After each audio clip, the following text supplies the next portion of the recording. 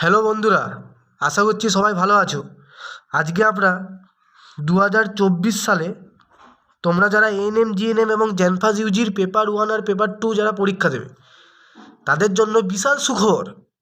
তোমাদের official notice কিন্তু বেরিয়ে গেছে। কবে ফর্ম ফিল আপ শুরু হচ্ছে এবং কবে তোমাদের পরীক্ষা হচ্ছে সব কিছু জানতে আজকের এই ভিডিওটা কিন্তু তোমরা দেখতে থাকো। সবথেকে প্রথমে আসছি এএনএম আর জিএনএম। ঠিক আছে, এএনএম আর জিএনএম। দেখো, এবছর এএনএমেরও কিন্তু পরীক্ষা হবে, জিএনএমেরও কিন্তু পরীক্ষা হবে। একটাই এক্সাম, কিন্তু এএনএমের ক্ষেত্রেও যে পরীক্ষাটা হচ্ছে জিএনএমের ক্ষেত্রেও সেই পরীক্ষা, একটা এক্সাম দিয়েই তোমরা দুদিকে যেতে পারবে, যেটা আগের বছর হয়েছিল সেরকমই। তো আর্টস সায়েন্স সবাই এলিজিবেল এবারও, ঠিক আছে, কোনো চাপ নেই।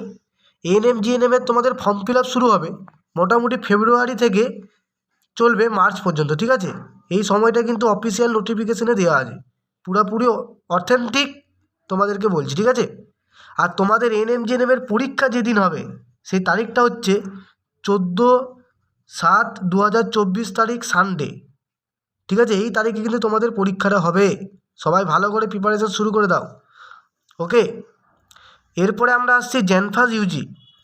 জেনফাস ইউজি এখানে সবাই জানো যে এখানে হচ্ছে বিএসসি নার্সিংয়ে যাওয়া যায়, আর প্যারামেডিক্যালের যে কোর্সগুলো আছে সেখানে যাওয়া যায়। জেনফাস ইউজির দুটো পরীক্ষা হয়, একটা হচ্ছে পেপার 1, একটা হচ্ছে পেপার 2।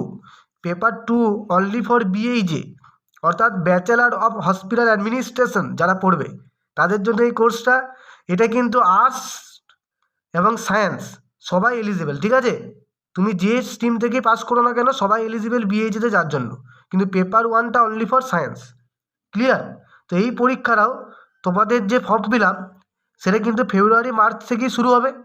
আর তোমাদের যে ডেট, এক্সামের ডেট, সেটা হচ্ছে 30 তারিখ, 30/6/2024, অর্থাৎ জুন মাসের 30 তারিখে তোমাদের কিন্তু পরীক্ষা হবে। ওকে, এরা সবই কিন্তু টেন্টেটিভ ডেট, অর্থাৎ পরবর্তীকালে যদি কোনো সমস্যা থাকে সেক্ষেত্রে চেঞ্জ হতেও পারে, তবে এখন তোমরা ভেবে নাও এটাই ফাইনাল। এইভাবেই সবাই প্রিপারেশন শুরু করো। সবাইকার জন্য অনেক শুভকামনা রইল। Best of luck to all. Okay, চলো বাই।